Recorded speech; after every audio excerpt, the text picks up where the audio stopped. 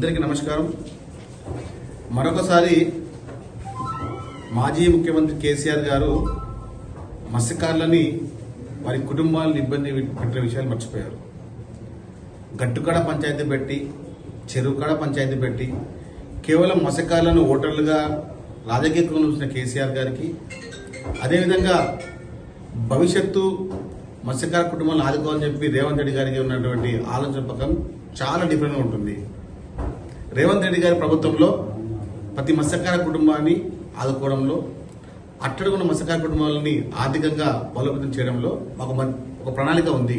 కానీ గత 9 సంవత్సరాల్లో మీరు చేసినటువంటి రాజకీయ కోణం చెప్పలేనిది, చూడలేనిది. ఎక్కడైనా కూడా పంచాయతీలు పెట్టి పబ్బాలు ఆ ప్రభుత్వంలో ఇప్పుడు సంక్షేమంలో, అభివృద్ధిలో మత్స్యకారులు ముందుకెళ్లే విధంగా ప్రణాళికలు చేస్తున్నాము. అదేదో మత్స్యకారులను మీరే ఆదుకున్నట్టు, అదేదో చెరువులు మీరే తొలగించినట్టు, అదేదో అభివృద్ధి మీరే మాట్లాడుతున్నారు. కానీ మీరు బాహాటంగా బహిరంగంగా వచ్చి మత్స్యకార కుటుంబాలు చెప్పాల్సిందే. కాంగ్రెస్ ప్రభుత్వంలో, రేవంత్ రెడ్డి గారి ప్రభుత్వంలో మత్స్యకారులకు సన్నియోగం రాబోతుంది. మీరు చూస్తారు, చూడబోతున్నారు కూడా. ధన్యవాదాలు. అసలైన తొలి వెలుగు. ఫాలో వాట్సాప్ @తొలి వెలుగు official.